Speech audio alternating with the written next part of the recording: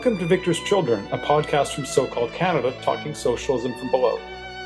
My name is David Canfield. I live with my partner and cat in Winnipeg, Manitoba, which is in Treaty 1 territory, the traditional territory of Anishinaabe, Cree, Ojibwe, Dakota, and Dene peoples, and the homeland of the Métis Nation. All those of us in the Canadian state who aren't Indigenous need to commit ourselves to the struggle against settler colonialism. Victor's Children is a member of the Harbinger Media Network, a community working to promote left podcasts in Canada. Check out the list of Harbinger podcasts at harbingermedianetwork.com.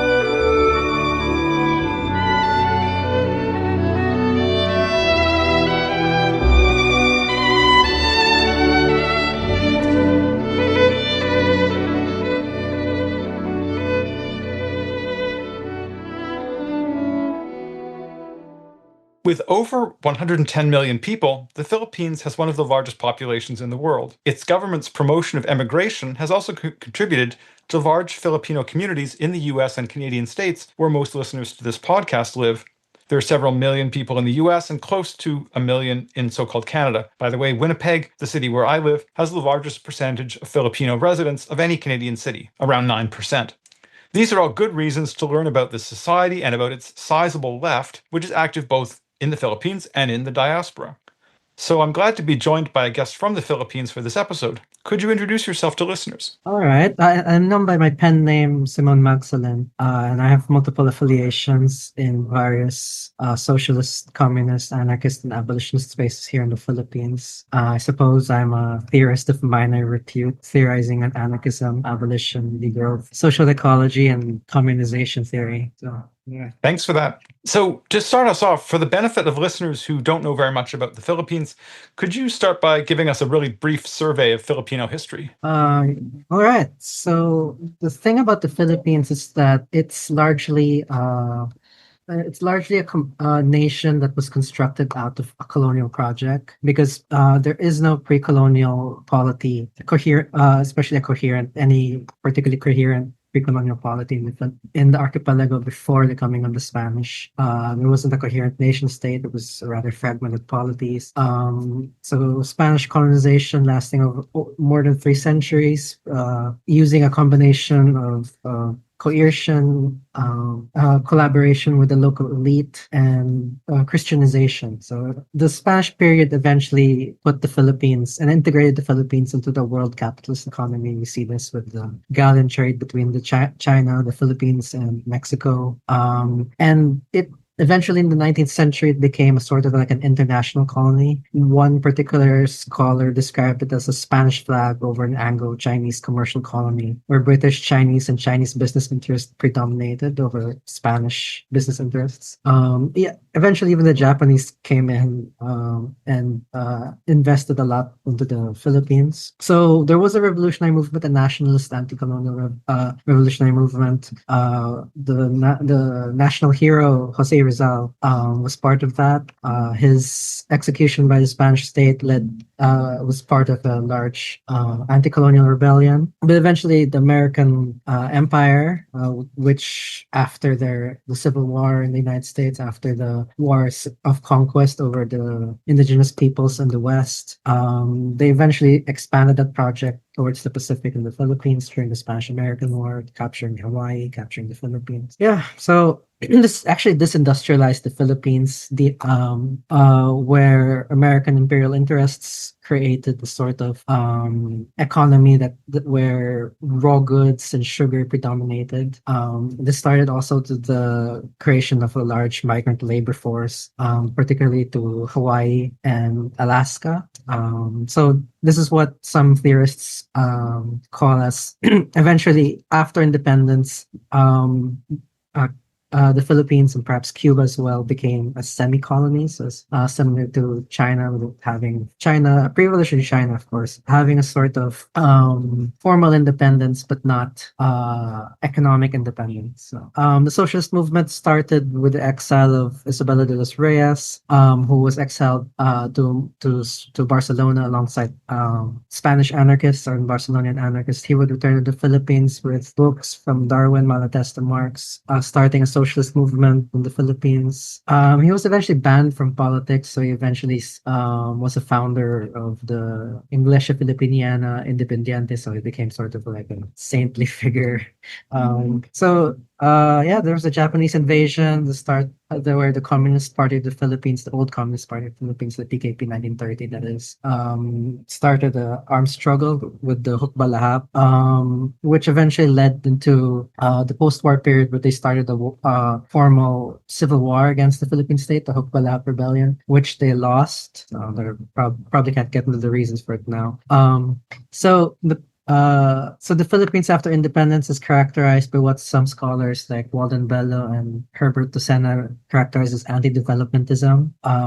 And this is characterized by imperialism, political dynasties, oligarchy, landed elite. The scholar Joseph Scalise, in his book The Drama of Dictatorship, and his very large dissertation, he talks about how under the Marcos dictatorship or martial law, the context of Stalinism and the Sino-Soviet split basically led to the consolidation of dictatorship due to a lack of concerted communist resistance by the left. So the second communist insurgency, the current one actually, continuing from the dictatorship, the communist insurgency of the Communist Party of the Philippines, Maoist in orientation, of course, their armed wing, the New People's Army, and their united front, if it can be called that, the National Democratic Front. They still exist today, and they're still fighting the Philippine state even after the restoration of liberal democracy under a restored oligarchy in what people call as the 1986 People Power Revolution, or EDSA Uno. The CPP failed to intervene in the 1996 revolution. Eventually, peace talks between the government of Cory Aquino, the liberal revolutionary president, and eventually the first president under the 1987 constitution. Peace talks would collapse. The CPP NPA would continue fighting. So that leads us to the current last 35 years, 40 years, where the current liberal democratic period is characterized by this EDSA consensus, sort of liberal democratic consensus that is sometimes called the EDSA Republic. The people would rise up against the corruption of President Erap Estrada and what's called People Power 2 or EDSA DOS, and then a sort of rebellion by the urban working class seeking to restore Erap, because he was, after all, a sort of Bonapartist figure. Failed. There was no left current and etc. What that particular episode is called. So after ERAP, we see President Gloria Macapagal Arroyo, GMA, consolidating a large police apparatus. And then after her would be President Noynoy Aquino, or the son of Cory Aquino, known as Pinoy, which is a pun for, because Pinoy is also a word for Filipino. He tried to instate the sort of good governance policies. Dan Matuwid means the right path, the right road. But he failed to actually institutionalize any particular good governance, leading to a sort of what scholars call as the breaking or the death of the EDSA consensus, leading to the election of a populist president, Rodrigo Duterte.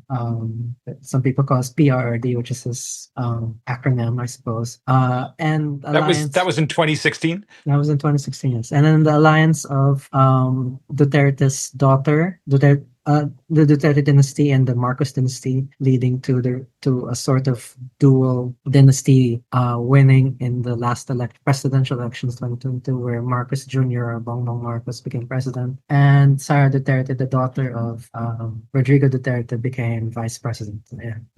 Eventually, Sara Duterte and Marcos would split over various issues. The split between the two dynastic factions led to former President Duterte being arrested and sent to The Hague. So that's where we are now. So it's Thank you for that very helpful broad overview from colonialism's earliest period through to the present. To focus on the present, could you give us a sketch of what you think some of the key features of Filipino capitalist society are today? Things that are most important for people outside the Philippines to understand? So the Spanish came to the Philippines not seeking, say, a specifically extractive political economy, like, say, in the Americas where gold was there, silver was there. The Philippines does have these minerals, but it wasn't until later periods where the mining of these minerals was more cost effective than it is in the Americas. So, but there was still like a history of extractive colonial regime. Like the Spanish implemented, like, say, a tobacco monopoly. They tried to make money out of tobacco in the Philippines. They tried to make money out of trade between China, the Philippines, and Mexico, which is called the galleon trade. But the coming of the Americans really, what's the word? Elevated the extractive colonial regime in the Philippines. We also see this the beginning of this in the late Spanish colonial period with the industrialization of Negros of Manila in favor of raw materials, and the high amount of American investment in the Spanish colony eventually led to like business interests in the United States pushing for the annexation of the Philippines. So the integration of this extractive economy in the late Spanish period to the American period is part of partial of the development of the capitalist growth of production in the Philippines. So the especially noted as the predominance of international capital, British and American, in the late Spanish period. So there was a large amount of commodity production of tobacco, of raw goods. And under the American colonial period, the vestiges of what some people call as feudalism, but I kind of like disagree that this sort of describes feudalism, because after all, feudalism is not a coherent and consistent mode of production. It varies greatly across various distances, various territories. They're not even consistent in the same region, for example. So, but in the American period, we see in the study of some scholars, I have the difficulty pronouncing his name, Ben Kirklovich, I think. It's kind of hard for me to pronounce his name.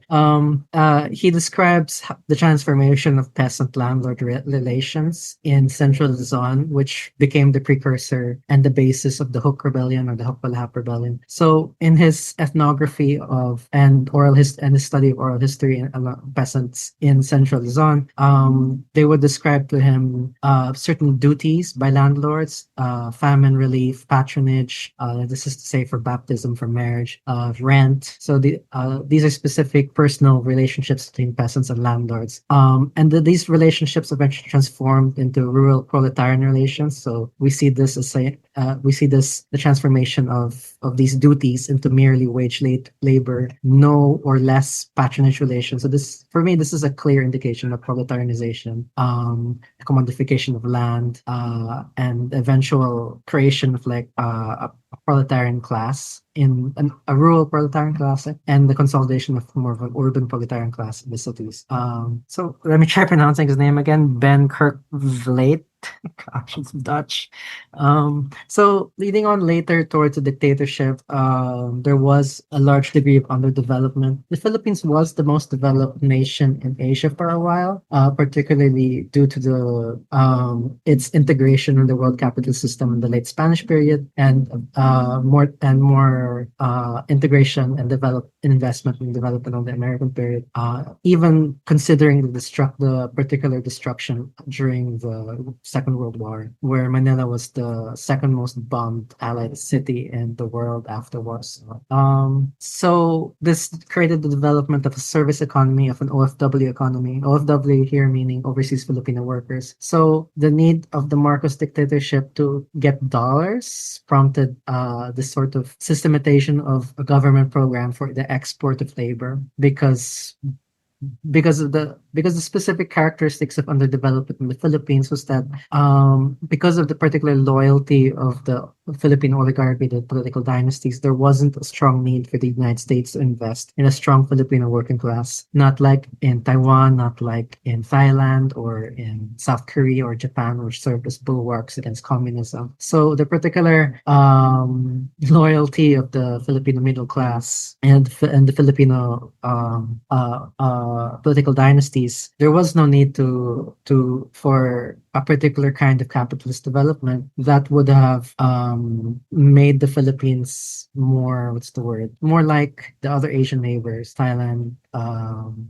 Taiwan, South Korea, Japan, which did benefit from American investment and specifically strategic investment to prevent the spread of communism.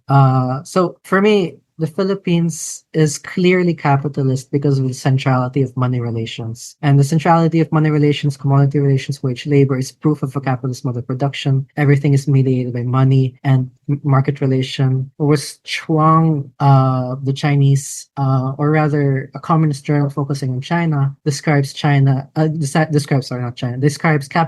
as sort of a society that pretends it is not a society. And I think that really describes the Philippines as well in terms of the coherence of capitalism in the country, particularly in the form of the transformation of peasant-landlord relations. No longer is it based on patronage, no longer based on duties. It is a society that pretends it is not a society. The landlord only owes wages, and the peasant only owes rent in the form of, say, the goods produced by their agricultural work. So yeah, I hope that describes, say, the characteristics of Filipino society today as a service economy, as a labor export economy, as a capitalist economy based on the consolidation of wage labor and the coherence of commodity relations. Yeah.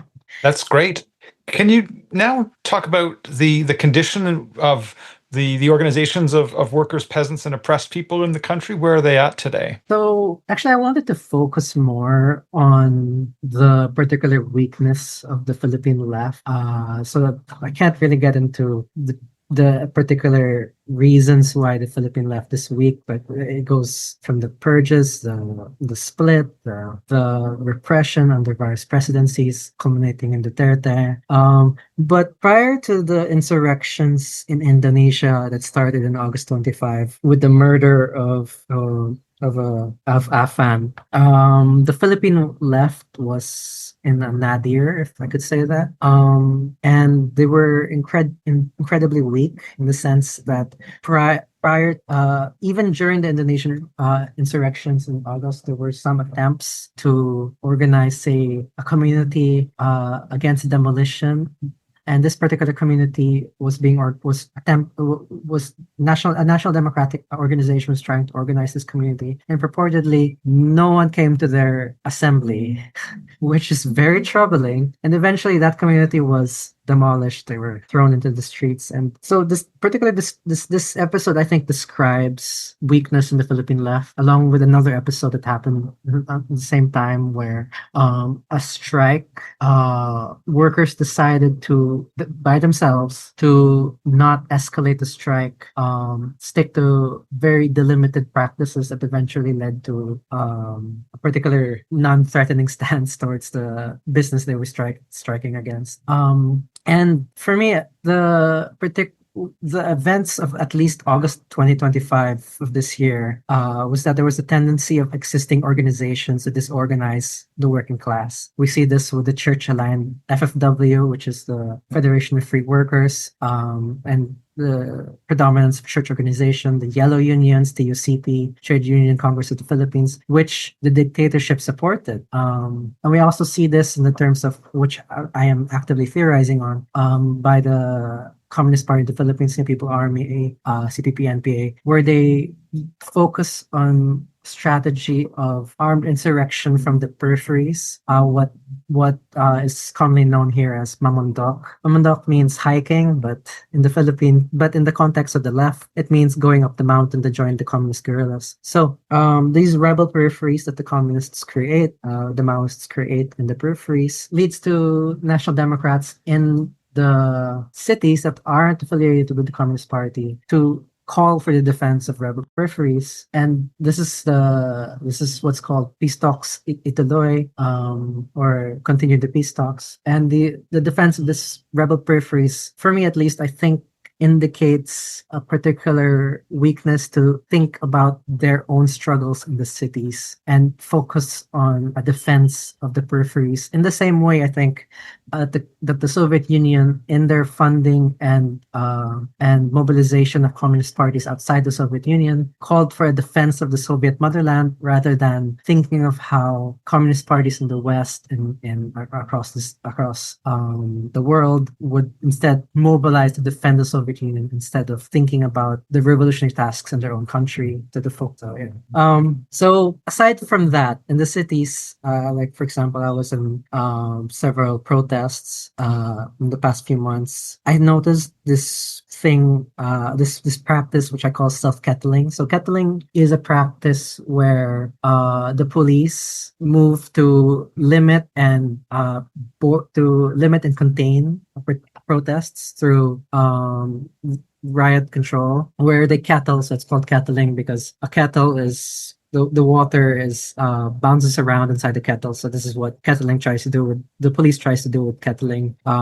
So I call it self-kettling because it is the organizers of the protest themselves that move and mobilize the protest towards a kettle, which is what we did every year in Commonwealth Avenue during the State of the Nation address of the president. And that just keeps happening every year. And there's also this tendency towards self-pacification, the choosing of purely legal forms of struggle in the cities. And this self-pacification, I think, is a condition of weakness in the left. It's not something that you can just of course there are insurrectionary anarchists around the world who would say that you don't need to self-pacify, you can just strike at capital. So Bonanna would say that capital is weak and you just need to be convinced and ready to strike. But it's not for what I see in the Philippines. When the morale is low, it's kind of hard for militants or workers to choose to move beyond self-pacification, even if they don't denounce violent means, even if they don't denounce armed struggle. So this is a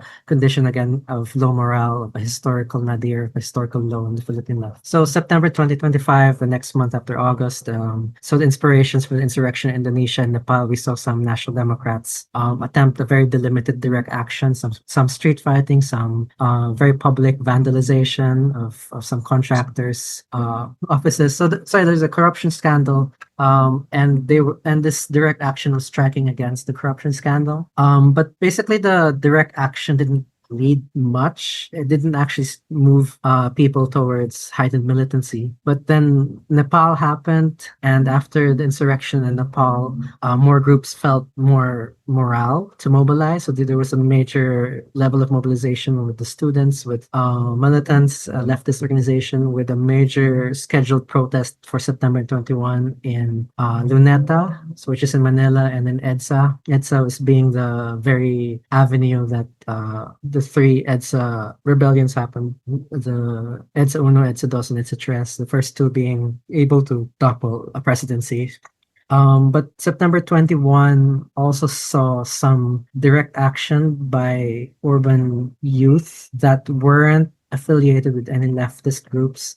So some people are calling this a second battle of Menjola. The insurrectionary energy at September 21, I think, signals that that this energy could no longer be held back by self-kettling, by self-pacification. But the problem was that there was an absolute failure of the left to intervene in this insurrectionary energy, which eventually led into like a riot. And this riot was unable to transcend its limitations to become an insurrection. And obviously, because it was unable to transcend its limitation, it didn't become a revolution, not like what we saw in Nepal, even if Nepal was like a liberal democratic restoration. But that's a story for another time. So, but what happened at Menjola did see an increased student militancy inspired by direct action afterwards. But what concerns me more is that there was a split in the left between cop jacketing and black scare. So cop jacketing very quickly means a tendency for leftists to to accuse other leftists of being cops.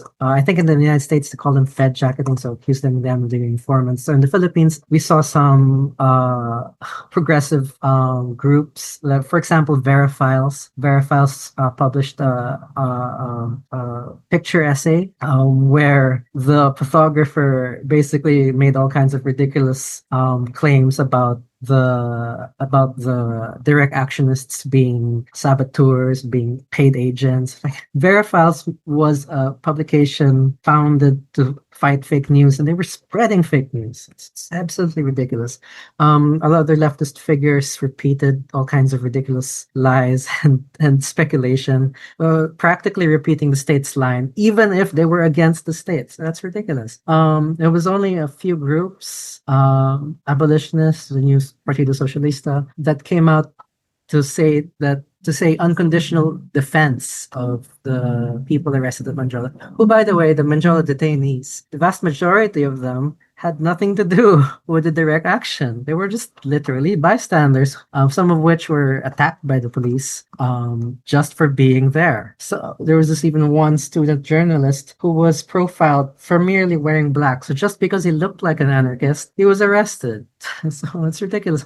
And some of those arrested couldn't even speak Tagalog because they come from national minorities. So, and we're only there for like less than a week looking for work. So this, I think, is indicative of a greater global trend of a black scare. It started with Prabowo's crackdown on the anarchists in Indonesia last August, September, and then the military in Nepal that took over after the collapse of the civilian rule. They also blamed anarchists after, and then we saw the first Trump presidency criminalize Antifa, and then the second Trump presidency criminalized Antifa again. This is a characteristic of a global black scare. But despite this, the workers and students showed that without self-kettling and self-pacification, they do have initiative and energy to strike at the police. So that, I think, is something important that much of the left here still doesn't understand. And when they do understand, they call for the integration of these elements into their own apparatus, whether that be,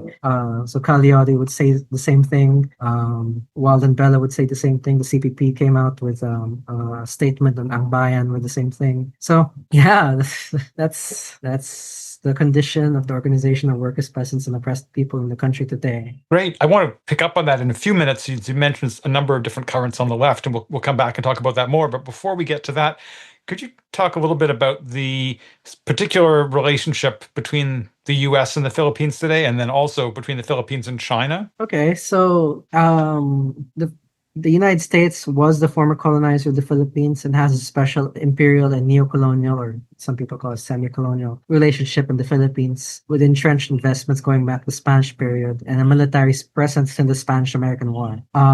However, the United States and the People's Republic of China have no such equivalence in their relationship with the Philippines. Both countries do have expansive investments in the country. Both countries do have multilateral development banks and post-liberal, but it's more of American-led multinational groups like the World Bank, the International Monetary Fund, the ADB, that impose neoliberalism. Of course, the Philippines is also part of the Chinese neoliberal apparatus known as the Asian Infrastructure Investment Bank, the AIIB, but they're not as, say, integrated into the neoliberal and extractive apparatus as, say, American-led multilateral banks. So both countries do have strategic interests in the country, but are no way equivalent in the level of imperial entrenchment or interests. The U.S. and the U.S.-aligned blocs, Japan, South Korea, Canada, especially Canada, they think they're like the little America and the Philippines in how they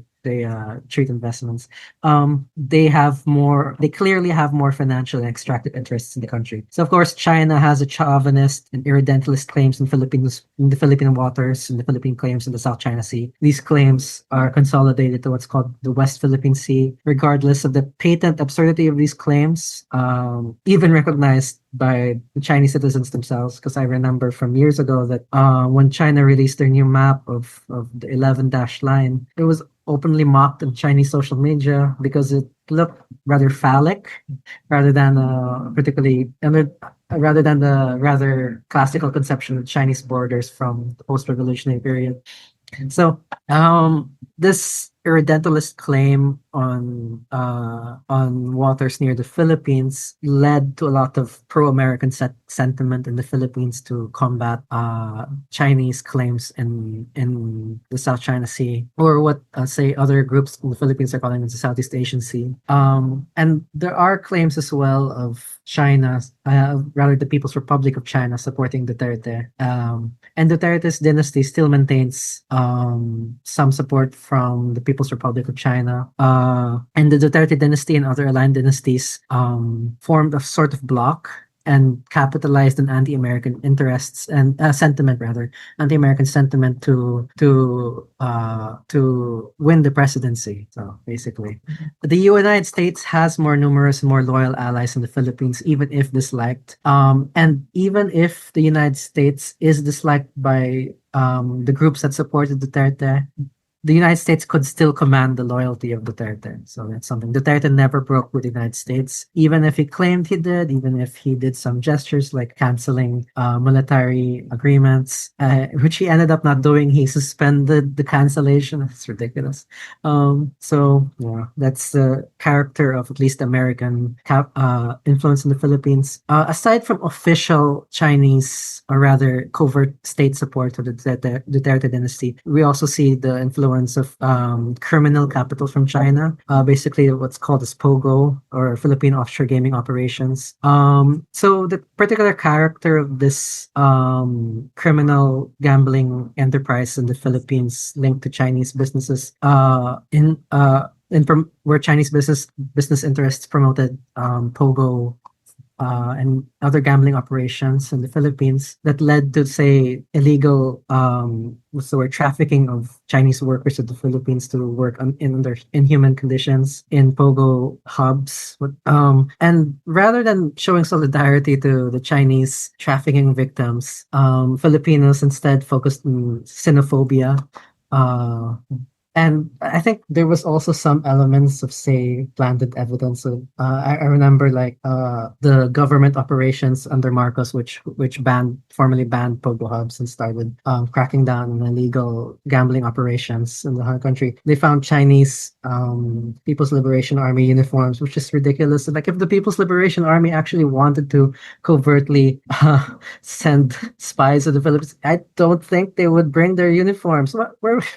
It's ridiculous. So I think these uniforms are planted. Anyway, compared to, say, China, many Filipinos still see a clearly favorable perspective towards the United States and the American dream, especially with the relationship between the Philippine American and Philippine Canadian diasporas with the Philippines. There is a Philippine diaspora, of course, in China, but it's not as connected. Mostly, for example, these Filipinos rarely put down roots in China, especially with China's rather restrictive citizenship policies. That should rather give an overview of both Chinese and American interests and relationships in the country. So. Yeah, that's fascinating. And you've mentioned, person I want to talk about next, but maybe we can talk a little bit about the last 10 years of politics, because people who are listening to this may have heard there was a fair bit of coverage internationally about Rodrigo Duterte, who became president in 2016 and was in office until 2022.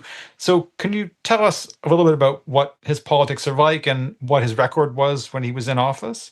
So Duterte ran on a campaign on open populism. What you have to understand in the Philippines is that politics under Philippine liberal democracy operates on guns, gold. So the guns, of course, the violent aspect of guns, of private armies, goons, gold, meaning lots of money in the election funded by political dynasties and ability to gather money from supporters and patronage.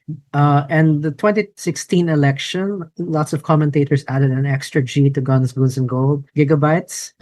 So this saw the entry of Cambridge Analytica, of fake news trolls, basically a precursor to the election of Donald Trump. So what Cambridge with China and America did in the Philippines, they did again in the United States with Trump. So Duterte ran under a campaign of open fascism, creating a broad alliance of bourgeois allies, business interests, political dynasties, oligarchs, rabid and bloodthirsty petty bourgeoisie obsessed with drugs and crimes. There were, of course, genuine sentiments of support for peace from Mindanaoans and Moros, whose support was understandable from a peace angle. So I totally understand why they supported Duterte. Duterte coming from Mindanao himself. But the people in the other parts of the Philippines, they were just out for blood. There was also the angle of federalism. So a lot of people wanted to decentralize the Philippine state under a federal regime. And most controversially was the opportunism of national democracy, which first supported Grace Poe, but then many actors within national democracy split from the official line and campaigned for Duterte. And then Jose Mayor Sison, Joma Sison, the founder of the Communist Party of the Philippines, actually also supported Duterte for president from his exile in the Netherlands. There was one rally in Davao where the Kabataan Makabayan, the youth wing of the Communist Party of the Philippines, they had this sign calling for Duterte to adopt socialist policies, which was ridiculous. Duterte did, and you can still find the Joma Sison interview with Jacobin magazine, where basically Joma Sison talked about how Duterte would be like Chavez. And I was personally there in Davao after Duterte won, where Joma Sison had a teleconference with us. I attended a teleconference with Joma Sison at the UCCP and compound in Davao City, where the Lumad backwits or the evacuees who were driven from the indigenous peoples, non-Christian, non-Moro, non-Muslim indigenous peoples were forced off their land and forced to evacuate. They're called backwits. They were in an encampment in a church, and yeah, so Joma Sison met with them and with students, before I joined, the teachers from University of the Philippines, Mindanao, and the Lumads, they asked Joma Sison, will Duterte rein in Kibuloy, who was stealing their lands? Kibuloy is a cult leader, an evangelical pastor, created a cult around himself. He's wanted by the FBI for human trafficking. Currently imprisoned, I think. I think in a hospital because some things he was able to get a hospital arrest.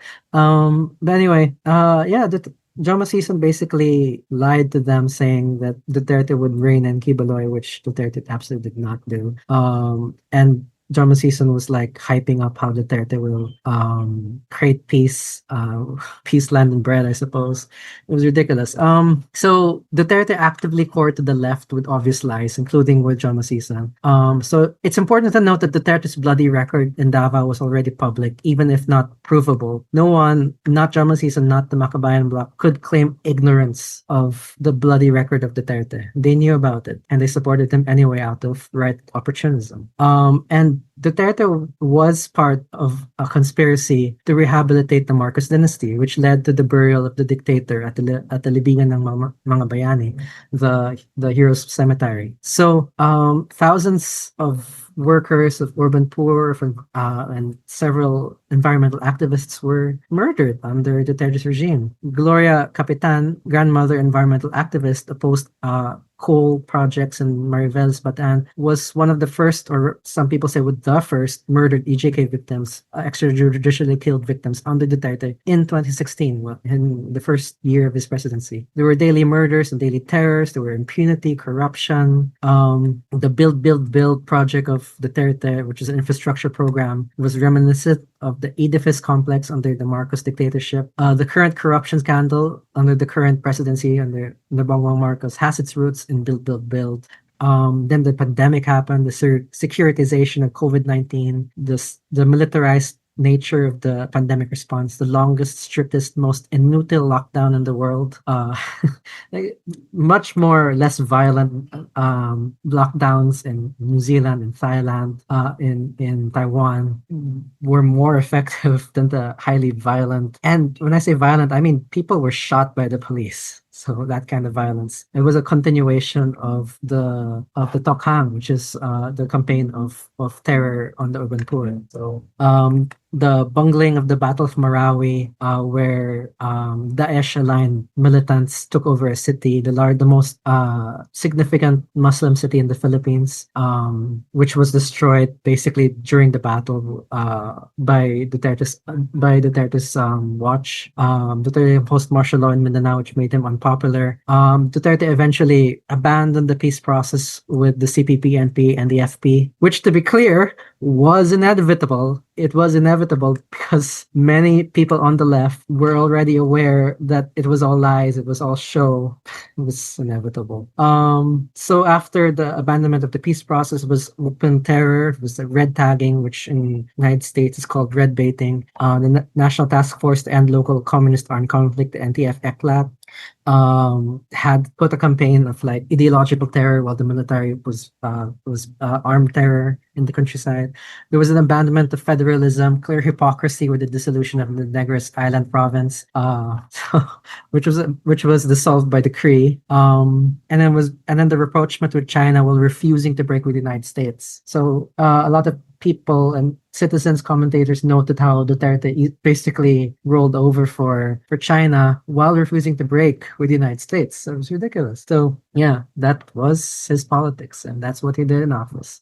And then in 2022, he was succeeded by Bongbong Marcos as president. So what's changed and what has not changed since Marcos took office? So in the Philippines, the current constitution under the EDSA Republic, the 1987 constitution, explicitly disallows presidents from running again. The only exception was Gloria Macapagal-Arroyo, whose first term was not a result of an election. So it was a result of a revolution. That's a DOS. So Duterte was constitutionally prohibited from running again. So what politicians in the Philippines do to overcome this term limitations across all offices in the country would be to have family members run in their stead. So the long-standing alliance between the Marcos dynasty and the Duterte dynasty saw the Uniteam tandem. Bongbong Marcos ran for president, Rosario Duterte ran for vice president. We saw a repeat of guns, goons, gold, gigabytes,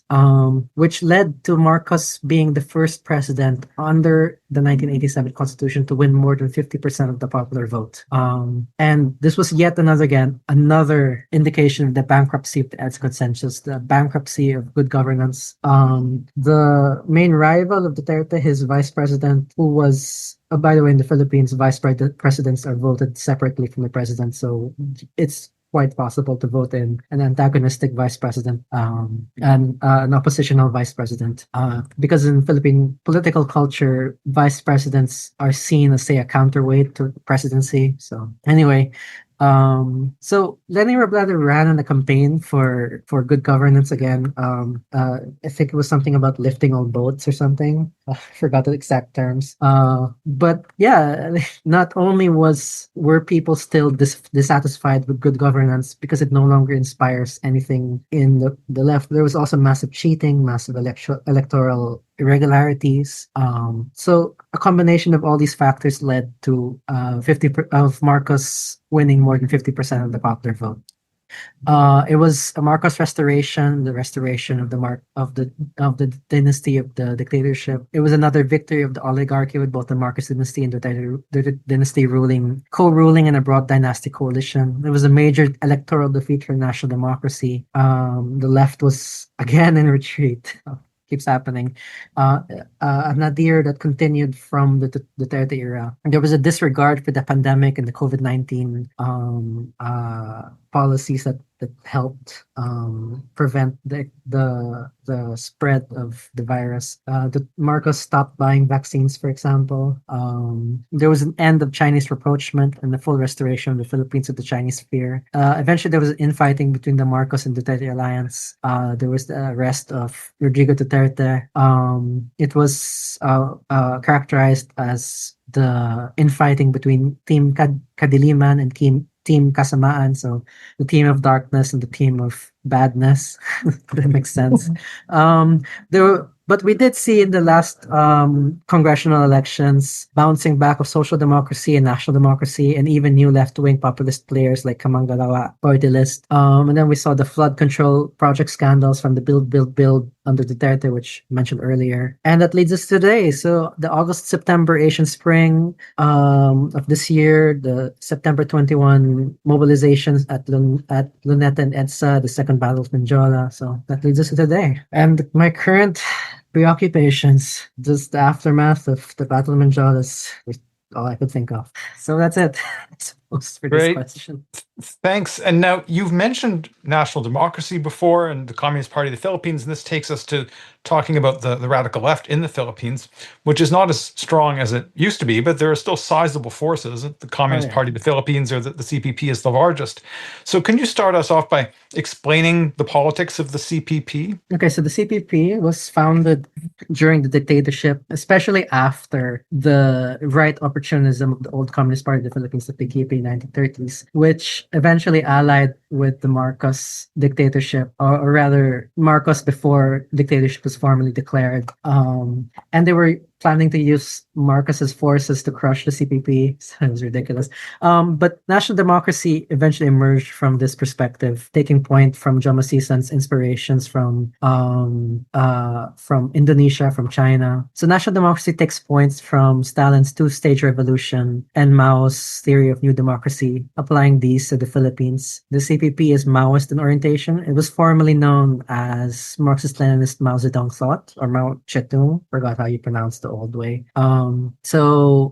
This Mao Zedong thought eventually became Maoism. So in the Philippines and worldwide, systematized alongside the Naxalists, the Maobadi in Nepal, the Shining Path in Peru. So anyway, so the theory of Philippine society forwarded by the CPP and outlined in books such as Philippine Society Revolution, or PSR, forwarded the MP-MK thesis. Now, the MP-MK thesis, or Maki-feudal, Maki-colonial, semi-feudal, semi-colonial thesis, was not particularly new. I believe that similar expressions were developed in Indonesia, and similar expressions were developed in China, especially in the context of the lack of coherence of capitalist mode of production in China before and during the revolution in China. So it was applied to Indonesia, and it was applied. The theory was applied to the Philippines.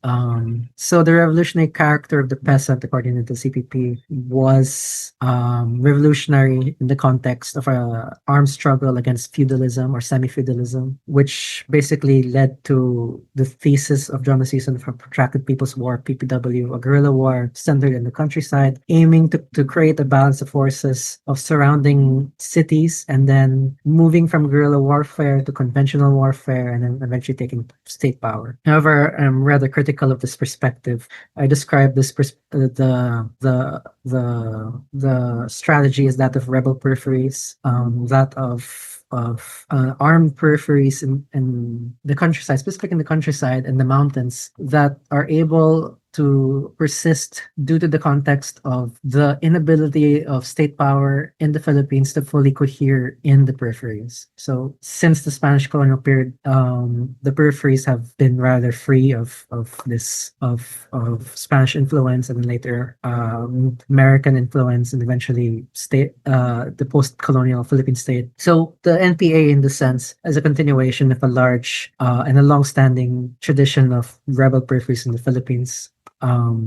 Some of which were quite successful. One, I think, lasted 80 years in the boondocks of Bohol under the Spanish colonial period. So that in that sense is his politics. It's Maoist in orientation, sticking to the countryside, funneling most militant, most energetic cadres from the cities to the countryside, thus divesting the cities of militancy. And those who remain, of course, call for peace. But this peace is largely their primary focus. So and when they enter, say, and when the legal national democracy, which doesn't have an official affiliation with the underground national democracy, do call for largely the same kinds of alliances, the same kind of alliance, same kind of politics, and call for peace with the underground movement. So yeah, that's the structure of the left in both its underground and unrelated and unaffiliated expressions of national democracy in the Philippines. Yeah, so listeners may know about National Democratic or ND organizations. They may not have heard that term for them, but of course, some of them are active in North America. For example, in the US, there's Bayan USA, there's Migrante, which is a migrant justice group, there's the youth group Anak Bayan. And so those of us who are on the left in North America sometimes encounter these organizations in the diaspora. Is there anything else you'd like to say about the orientation of the National Democrat or ND organizations? Yeah. So the national democracy in the cities are mostly organized as national democratic mass organizations, and they do remain a significant force in the Philippine left. Many of these are organized under the Makabayan Bloc, which does have an electoral wing, and then the other wing is a mass organization wing that focuses on organizing communities, organizing workers, organizing students. They do have this. They do adopt the same political tendency and orientation as the CPP, but have no official or proven relationship, and I doubt it can be proven. Of course, it is alleged by many red taggers, which in America is called red baiters. But of course, it's very difficult to prove this, and I doubt it can be proven. So the force of the left of national democracy in the cities is still a very significant force. They do command the largest left blocs in any demonstration. They were the ones to mobilize direct action after Indonesia during the first week of September of just last month, which was quite celebrated, but didn't really result in an immediate mobilization by other groups, but eventually did lead to mobilizations, especially in the wake of Nepal, the insurrection in Nepal. So, and they do retain and maintain as a significant force in the Philippine left. That cannot be denied. They're very good at organizing. For example, despite controversies with various controversies in the NDMOs and the NDMO student electoral group for the student government that is in the University of the Philippines, Diliman, the National Democratic Student groups in UP Diliman was able to win back the student government there. So that really shows how they're able to organize. So the organizing prowess really cannot be denied. They really are just really good at it. Can you just say, could you say something a bit more about the stage theory? The stage theory? Two-stage theory that's so important for these kinds of politics. Sure. So the two-stage theory of revolutions developed by Stalin and then developed by Mao as the theory of new democracy states that the first stage of revolution is a national democratic stage. Basically, national democrats struggle to win power and implement national democracy, which would be kind of revolution that would implement national industrialization, which would implement workers' rights and such, like what they saw in China under Mao, workers under Stalin. Of course, anti-Stalinists would contest the historiography of these claims. We can talk about that later, or you can search it up. It's not particularly hard to find such critiques. So after this national democratic stage, then there would be a socialist revolution that would implement socialism after national democracy. That would be the second stage of the revolution. So, and I've actually talked with some cadres of national democracy. I think I forget which NDMO they belong to at this, but they were telling me that the Russian Revolution was essentially a two-stage revolution. First was a national democratic stage under the the bourgeois government, and then Lenin took over after the Bolshevik coup, which basically defeated the bourgeois government, and then they implemented a sort of managed capitalism. What was that called? The name escapes me now. The managed capitalism under Lenin. That would be the National Democratic stage, and then after that, Lenin and then Stalin implemented socialism. So that's their theory, basically. How does that play out? Can you talk a little bit about when it comes to like alliances, for example? You mentioned earlier the attempted kind of alliance between the Communist Party of the Philippines and Duterte. Just the way that this politics actually translate into practice under the banner of national democracy. So yes, national democracy, both in both wings, the underground and the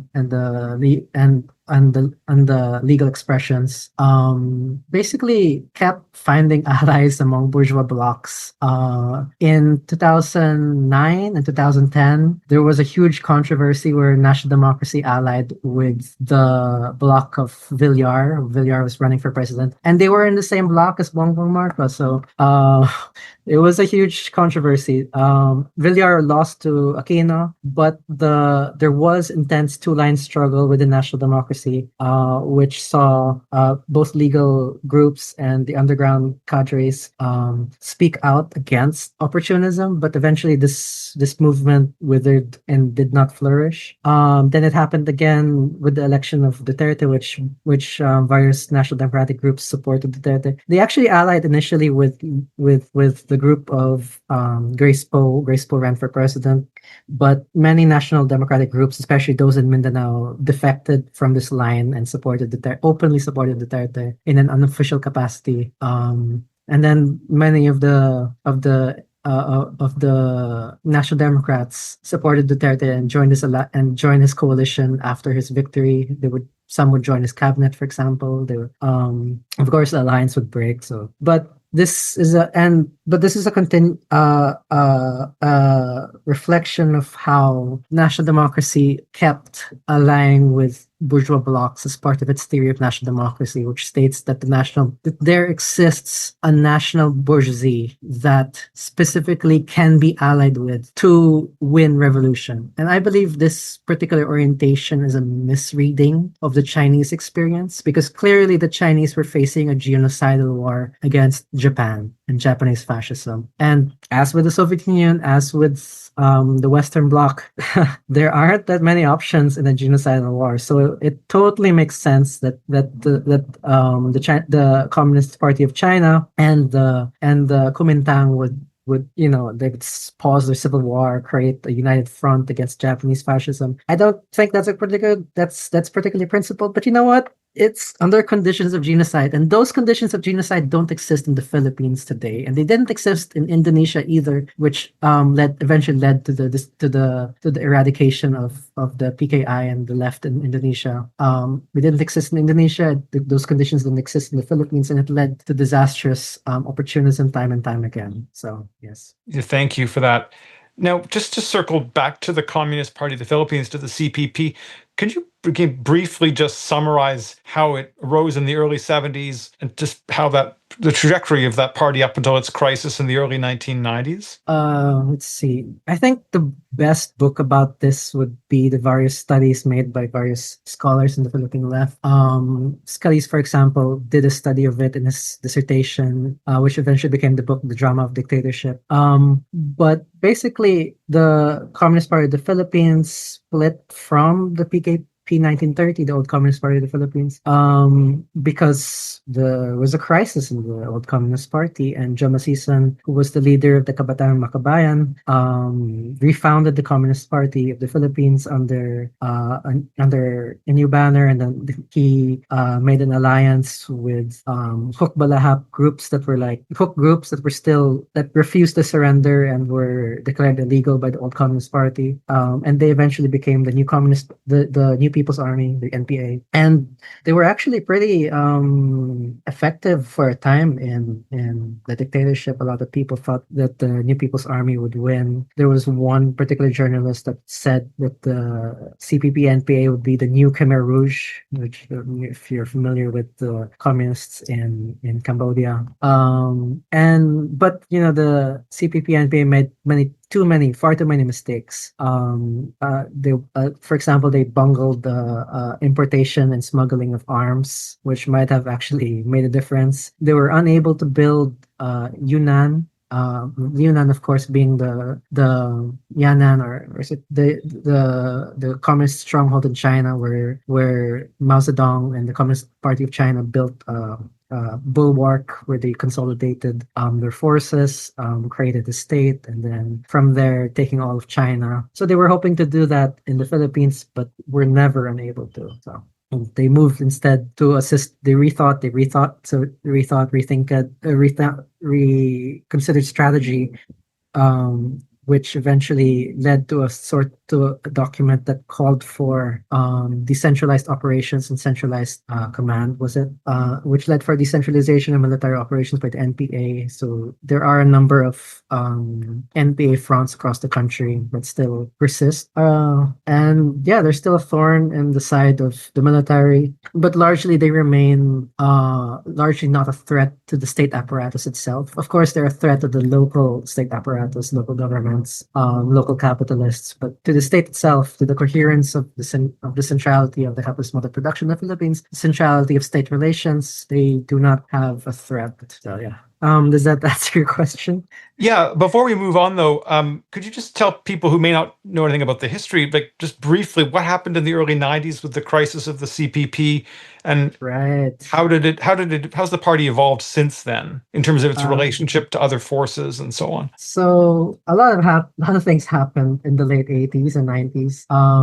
I mentioned, of course, the first People Power Revolution, People Power One, EDSA Uno. So there was particularly charismatic and energetic theorist, Philemon Lagman, or Popoy Lagman. He was the de facto leader of the Manila Rizal Regional Committee, or rather its official leader, I forget which one. And the CPP, they believe they had the balance of forces to wage revolution during the crisis that led to the People Power Revolution. So they called for a boycott of the elections that eventually led to the victory of Marcos, but also another parallel victory of Cory Aquino. So there was obviously a situation where a political crisis between two bourgeois blocs, that of Cory Aquino and the Liberal Democrats, and the forces of dictatorship. And because the CPP called for a boycott, because it called for waging armed revolution from the countryside, many of the urban forces defected from the party line and supported the People Power Revolution. And yeah, they marched under the banner of the church, under the banner of Cory Aquino, under Liberal Democracy, under the banner of the coup d'etat plotters, the military rebels that attempted to launch coup d'etat against Marcos, which failed, and then Cory Aquino defended them, and then the church defended them, and that led to the People Power Revolution. So the left was largely absent from that as a leading force, and the working class eventually supported, along with the petty bourgeoisie, along with the middle class, with the liberal democratic bourgeoisie and opposition bourgeoisie, led to the restoration of bourgeois liberal democracy, aside in favor of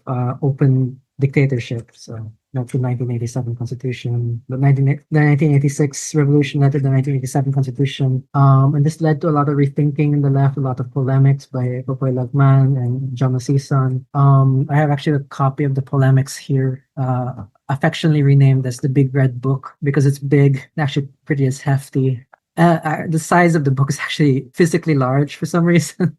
I don't know why it's so big. And its color is indeed red. And on the cover, the Big Red Book has no official name, but the cover has a couple of phrases, and one of them is the rethinking of socialism. And yeah, so this led to a lot of ideological rethinking in the Communist Party of the Philippines. The several groups in the CPP published the Big Red Book. Eventually, so there was two-line struggle between what became the reaffirmists who supported Jomo Sison's document, Reaffirm Our Basic Principles, and then the rejectionists who rejected the reaffirmed document. So eventually this led to a split. There was, of course, the factor of the purges, really bloody purges where hundreds of dedicated communists were murdered or tortured or fled. So there are, of course, studies on this. The most comprehensive, I think, would be To Suffer Thy Comrades by Bobby Garcia. There's also Alex de Hong's Hunting Specters, which is I think his master's thesis or something like that. But largely the purges, while it did demobilize the left, a larger part of the split was due to ideology, because there were indeed people who were complicit in the purges that did join the rejectionist side. Of course, many National Democrats would actually reply to the claim that that all the rejectionists are complicit, that the people who did the purges are actually the rejectionists. But it's more that the people who were complicit in the purges were still divided by ideological lines. Some did join the rejectionists, some and became major cadres in the rejectionist factions, while others did stay with the CPP. I'll put up in the show notes for this episode, I will include some links for people who want to follow up on any of those things that you've mentioned.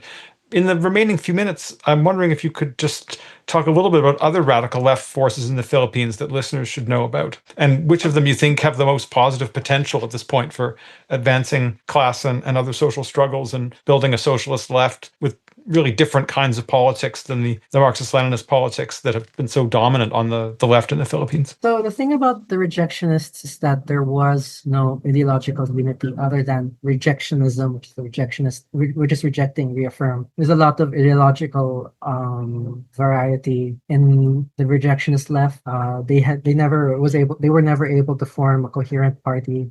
They split into factions, which split into more factions. Some of them were even libertarian in content, libertarian socialist it is. So in the absence of like an anarchist tendency in the Philippines, the last existing anarchist tendency having been absorbed into the New People's Army during the dictatorship, they developed, say, popular democracy. But popular democracy itself was absorbed into social democracy and became totally reformist and lost its libertarian and radical perspective. Social democracy eventually under Akbayan supported, or which many popular Democrats have also joined Akbayan, which joined the administration of President Pinoy, which really showed how the opportunist lens. There was, of course, some socialist rethinking during the last presidential election under the banner of Laban ng Masa. Walden Bello, who very publicly broke with Akbayan after the Mamapasano, under the Mamapasano massacre in Mindanao, which saw fighting between the military and rebels who were being rehabilitated into a peace process, the MILF. So Walden Bello broke with Akbayan. It started to make a name for himself as an independent socialist thinker, and allied with groups on the left that rejected Duterte from the beginning, like Calyoli de Guzman. So Walden Bello became the vice president candidate of Leoli de Guzman, who ran for president. And I believe no one expected them to win, but the point of elections, or at least in the theory of elections for the left, is to use this as a means of propagating socialism and radical content. And they did actually win quite a number of votes, of course, insignificant number of votes, but it's still something. I participated in Laban ng Masa during the elections, and my comrades and I tried also to inject our own perspective into Laban ng Masa. For example, it led to the discussion of prefigurative politics, the discussion of abolition, as prison and police abolition in the context of the drug war, especially the Titus drug war and anti-communism in the Philippines. So yeah, many of these perspectives led to new developments in the Philippine left. So there were some anarchist groups, for example, that was able to make a name for themselves during the Titus time and during the election and after and during the current presidency of Marcos. New discussions in police and prison abolition, new discussion of rethinking. I'm not really sure if I can say who can take up a genuinely revolutionary banner. Generally revolutionary in the sense of class independence, of forwarding class struggle, of building class power, especially with the perspective of, say, actually addressing the problem of revolution in sober terms rather than ideological terms and dogmatic terms. But at least for the people in Partido Sosyalista, it is at least there is this openness to rethinking that I've noticed in their writings and in their statements. So there's at least that perspective of rethinking in the left, prompted by anarchist abolitionists, new kinds of socialists that tried to break from the old left of rejectionism, reaffirmanism, national democracy, Marxism-Leninism. So I see this as the sort of stages of de-Stalinization. First stage, like a nominal stage, I suppose, of like merely critiquing Stalinist Maoism, as what Popper-Levman calls it and other people call it, but still keeping, for example, various perspectives on various Marxist-Leninist perspectives.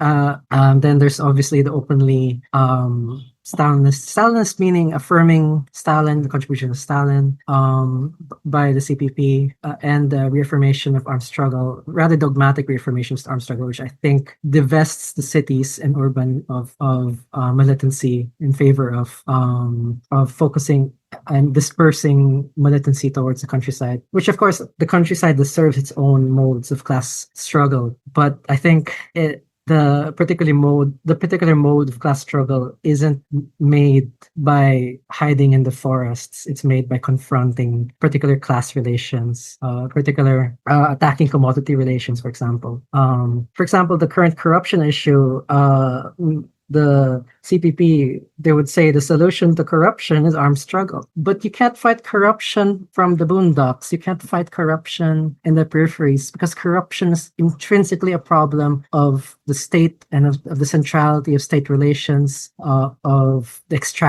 extractive roots of the state going back thousands of years, and then systematized and then reaffirmed in the capitalist mode of production, which of course is a very different kind of state from states in antiquity, which of course injects ideological reasoning in towards this extraction, say public good or whatever, liberalism, enlightenment. So this kind of corruption, corruption and all kinds of state corruption are problems of the state. The problem of extraction, the problem of the occupation of centrality by commodity relations, by state relations, and you cannot fight these from the peripheries by divesting the centers of power of militancy. So does that answer your question?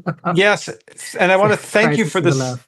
Yeah, I want to thank you for this conversation. It's been really helpful, because for people outside the Philippines who know anything about the Philippines from a left-wing perspective, the only ideas they've usually encountered have been those which are from the CPP or from National Democrat organizations. And it's really helpful for you to be able to introduce people to a different perspective on Philippine society and left politics there. So thanks so much for your time, Magdalene. Thank you as well.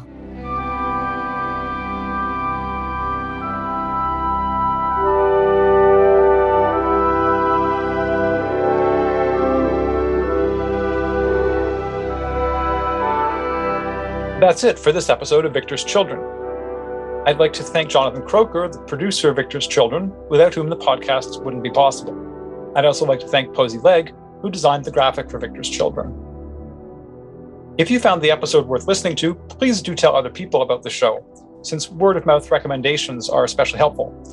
If you don't subscribe through your preferred podcast app, please do. And while you're there, please give the show a high rating. It helps to promote us. If you have a suggestion for an episode or some other kind of constructive feedback, feel free to be in touch with me. You can contact me through victorschildren@gmail.com.